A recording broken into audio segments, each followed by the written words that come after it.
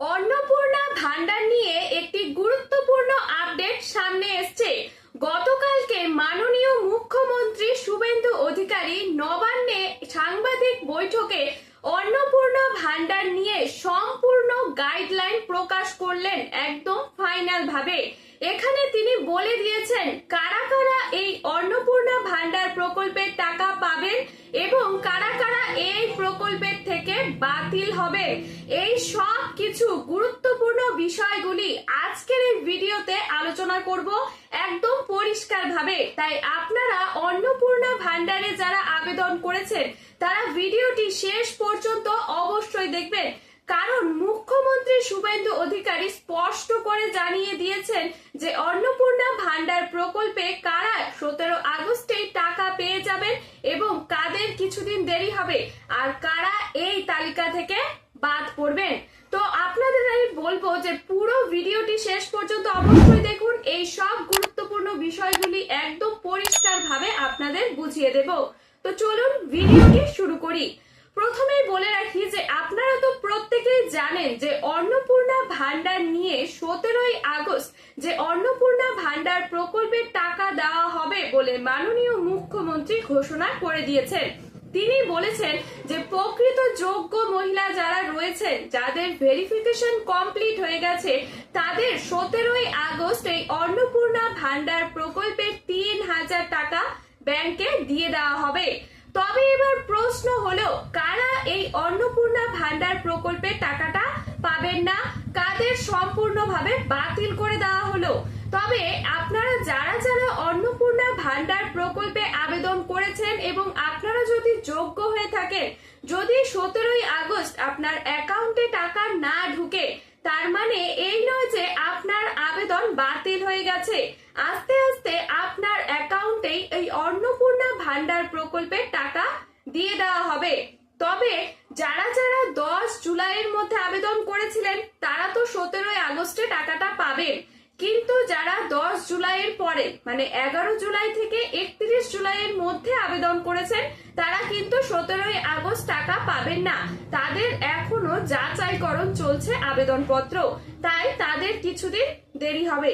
তবে এখন সবচেয়ে গুরুত্বপূর্ণ বিষয়গুলি কি রয়েছে জানুন, কি কি আপডেট রয়েছে সবটাই আজকের এই ভিডিওতে পরিষ্কারভাবে বুঝিয়ে দেব। সবার প্রথমেই বলি যে কারা কারা এই 3000 টাকা পাবেন। প্রথম শর্ত কি রয়েছে শুনুন। প্রথম শর্ত রয়েছে বয়স। দেখুন, আপনারা তো প্রত্যেকেই জানেন যে যেসব মহিলার বয়স 25 থেকে 60 বছর হবে তারা এই অন্নপূর্ণা ভান্ডার প্রকল্পে টাকা পাওয়ার যোগ্য। কিন্তু বয়স হলেই হবে না, আরো কিছু নিয়ম রয়েছে, যেমন নিজের মাসিক আয়। কালকে অন্নপূর্ণা ভান্ডার নিয়ে মুখ্যমন্ত্রী কি বলেছেন যে নিজের মাসিক আয়, আপনার নিজের আয় যদি মাসে 10,000 টাকার বেশি হয় তাহলে আপনি এই সুবিধা পাবেন না। মুখ্যমন্ত্রী স্পষ্ট করে দিয়েছেন যে যে মহিলা প্রতি মাসে 10,000 টাকা ইনকাম করে সেই মহিলার এই অন্নপূর্ণা ভান্ডার প্রকল্পের টাকাটা পাবেন না, তাদেরকে বাতিল করে দেওয়া হবে।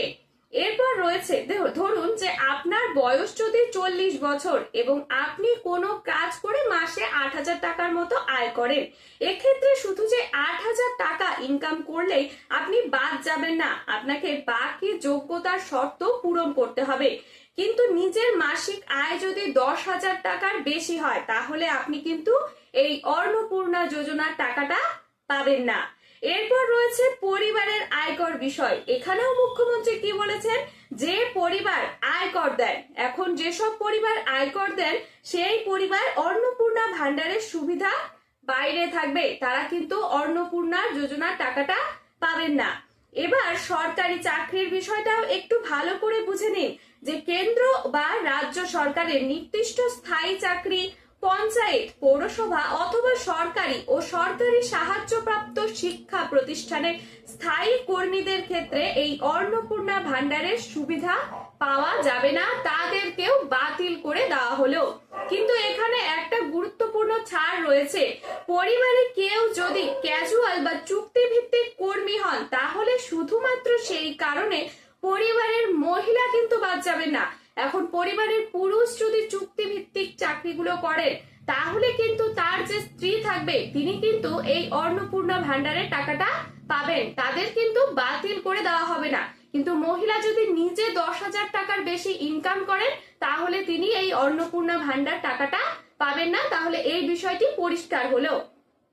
এখন আসি যে মহিলাদের জন্য যে নিয়মটি শিথিল হয়েছে, যে এ বিষয়ে অনেকের জন্যই গুরুত্বপূর্ণ। কি কি বলেছে শুনুন।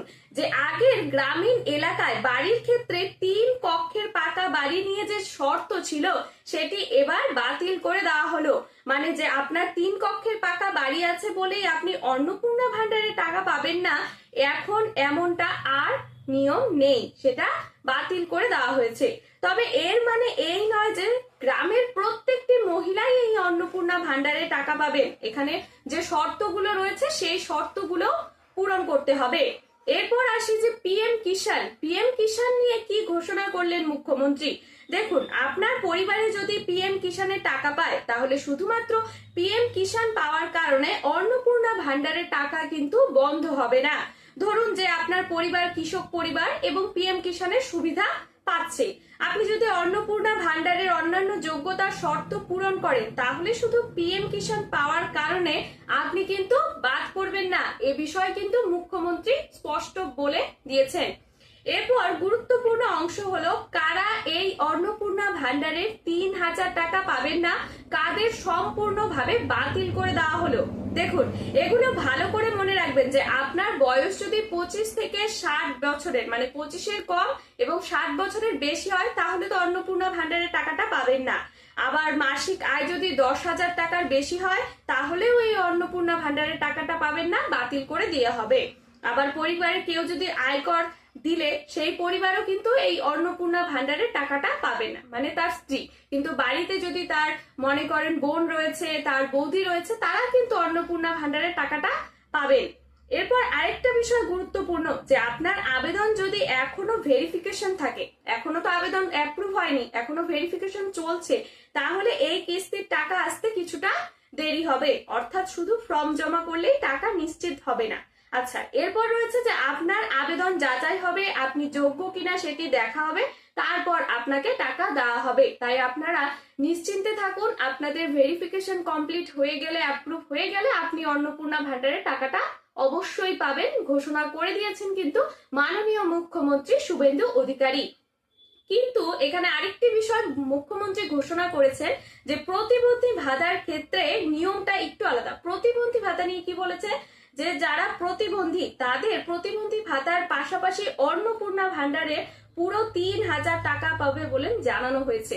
এই বিষয়টি অত্যন্ত একটি গুরুত্বপূর্ণ এবং আনন্দের খবর দিয়েছেন মুখ্যমন্ত্রী, যে যারা অন্নপূর্ণা ভান্ডার প্রকল্পের টাকা পান তারা যদি প্রতিবন্ধী হয়ে থাকেন তারাও সেই প্রতিবন্ধী ভাতার টাকাটাও পাবেন।